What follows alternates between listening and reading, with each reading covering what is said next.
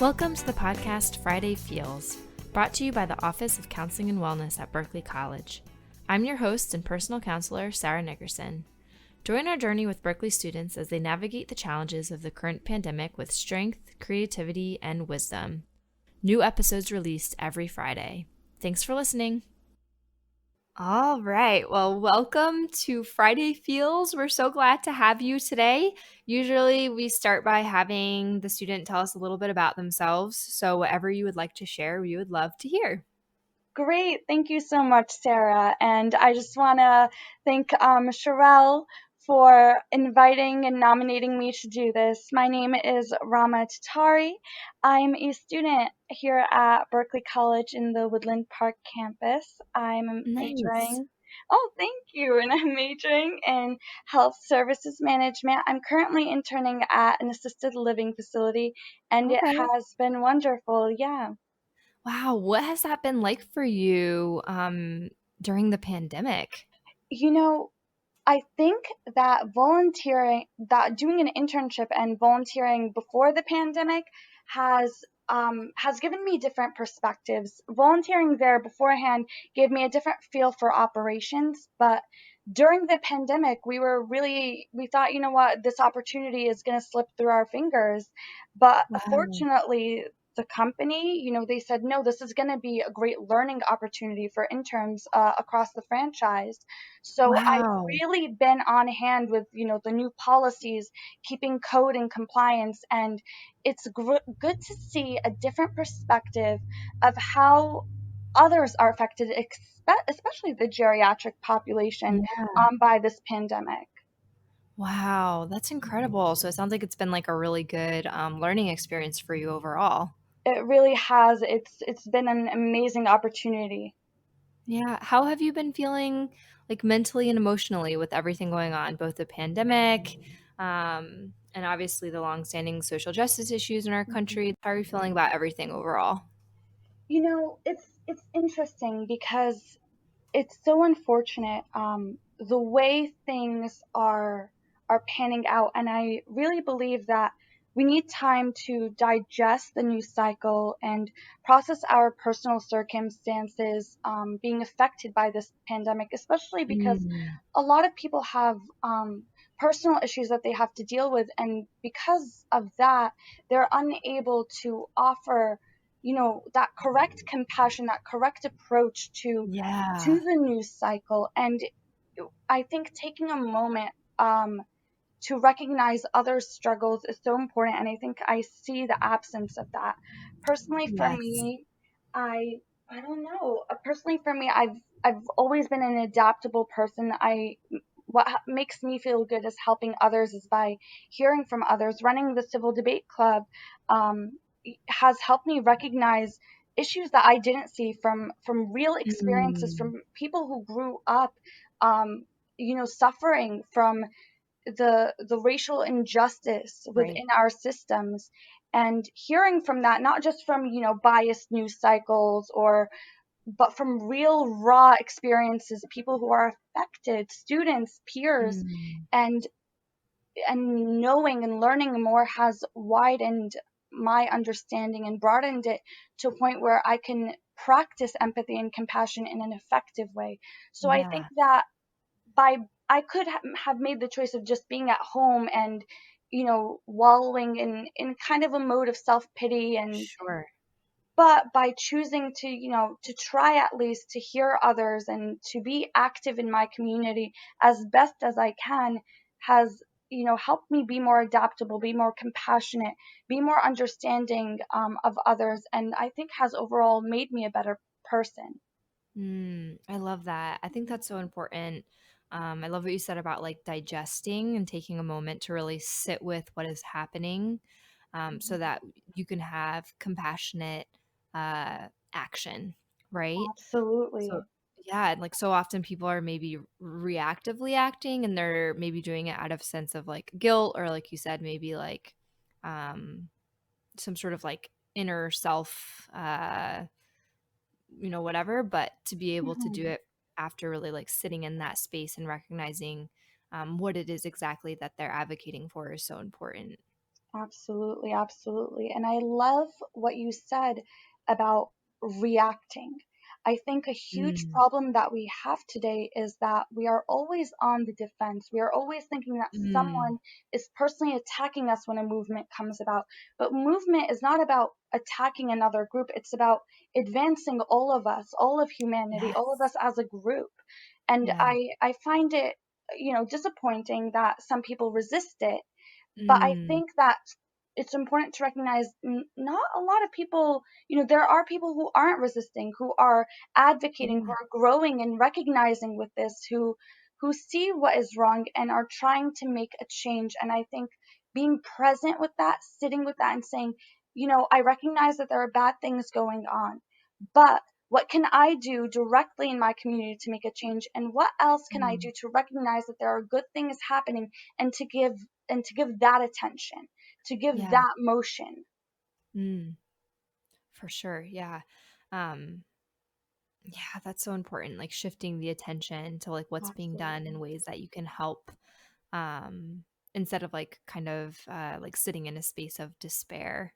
I Absolutely. love that. That's good. Mhm. What has for you, like what has been helpful for you during this time, um, to help you stay grounded or to provide you like a sense of well-being? What has helped you? Well, I fortunately had the opportunity to connect with Sherry Burka, a counselor Ah, at she's the Berkeley best. College. She really is. She is wonderful, an amazing human being, a beautiful soul, and so kind-hearted. And she Yeah. started the Koru mindfulness course virtually for the first time across Berkeley. And I was Nice. lucky enough to be one of the students to join via Zoom on a biweekly basis. And I have learned so much from this. I think that before the pandemic, I was on the move. I was always on the go. I never stopped to think, maybe my behavior is toxic to myself, to my relationship with myself. Maybe I need to pause for a moment and Yeah. see the good things that are in my life. Learn to be grateful and appreciative for what I have rather than just chasing what I don't, rather than Mm, constantly being competitive and comparative, but to say, you know what, that is judgmental, Rama. What do you have right now? What is yeah. good about you? What is good about your life? What is good about your friends? And to see that source, to dig in, to do that emotional autopsy and say, this may be the source of where this behavior is coming from, and let me change that now. Now I can actively change that because I recognize it. I am aware and conscious. And, that meditation and mindfulness course, I use it even to this day. If I catch myself, going down that spiral, I say, you know what? That thought, that's judging, that thought, that's your planning, be present. I've even implemented a mindfulness course. I've developed it Mm. for the assisted living facility I work with the seniors, and it has, Cool. yes, they have loved it. It has helped them stay grounded and present within this pandemic. They have their own struggles within that demographic, and having that time with someone who cares to listen about to their struggles, and Mm. to take that moment to meditate together as a group has also helped me better advance my learning from what I've learned from Sherry. Yeah, yeah.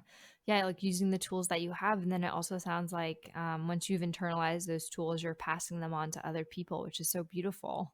Absolutely, and I think that's a wonderful way to put it. Yeah. What gives you a sense of hope?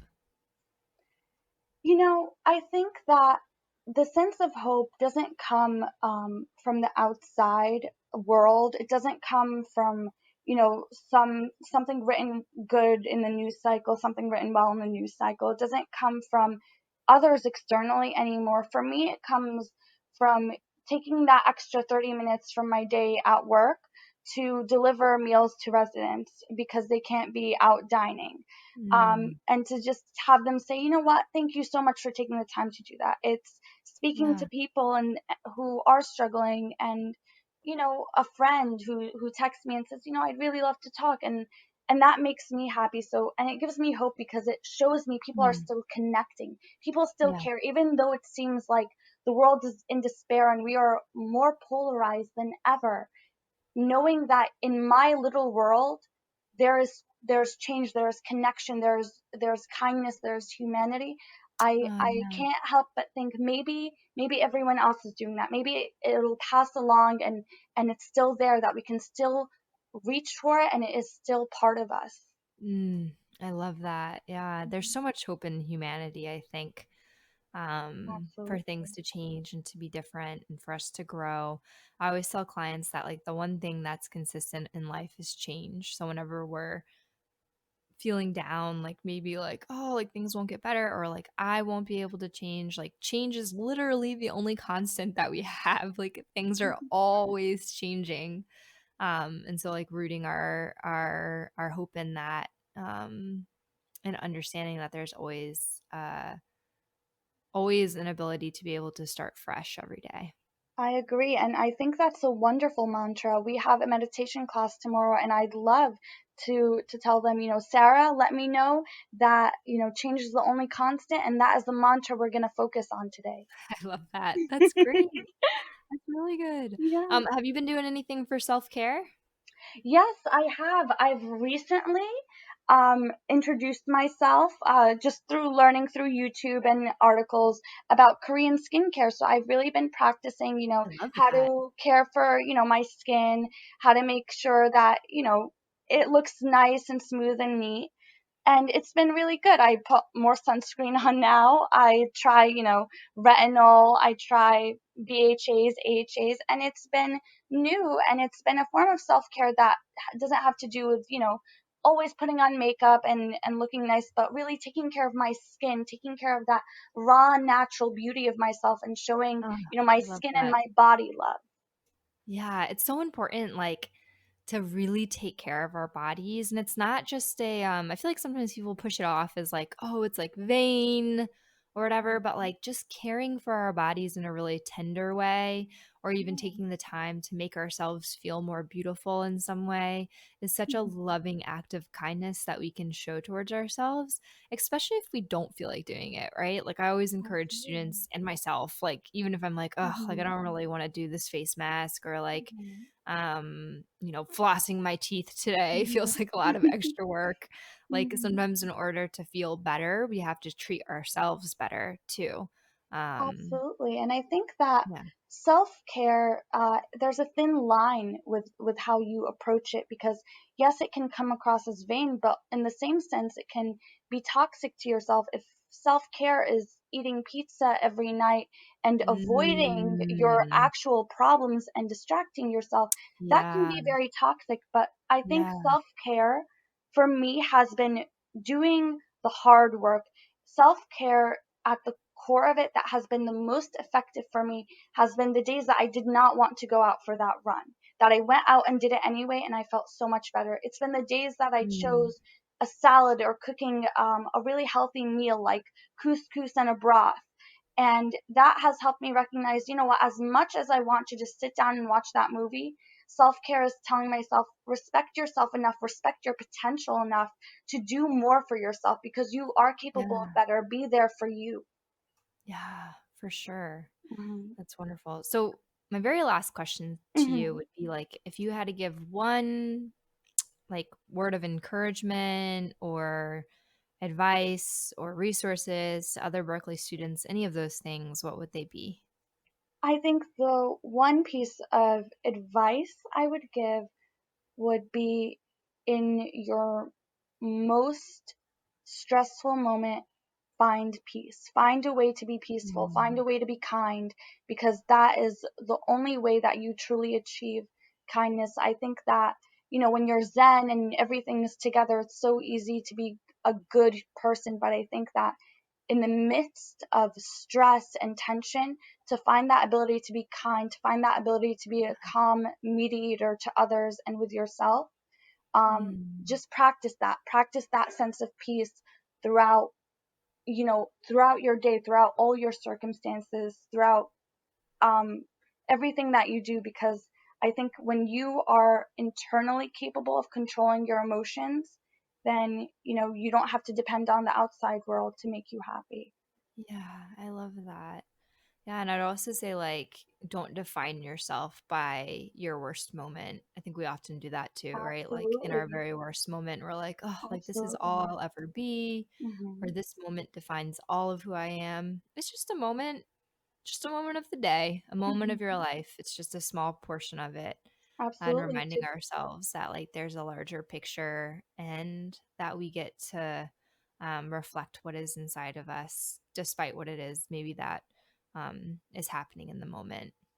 Absolutely. I think that we often fail to forgive ourselves. We often fail Mm, to let ourselves be human. We need to humanize ourselves. We need to yeah. recognize our vulnerabilities because that is a strength to say, you know what, I'm not capable of this. I just today is not my day. To say, you know what, I can't do it, but I will tomorrow. There is strength in that, and to be able to forgive, to be able to not push it on the under the rug or to be cruel to yourself, to treat yourself with compassion and a Mm, delicate understanding of your being is so important.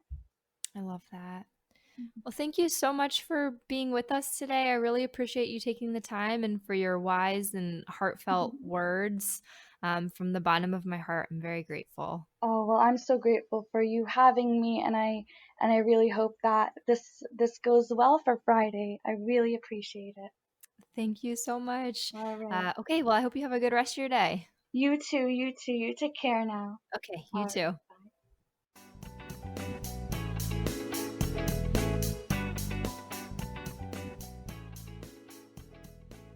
That's all for now. Join us next week for another episode of Friday Feels. Enjoy your weekend and stay safe. Be well.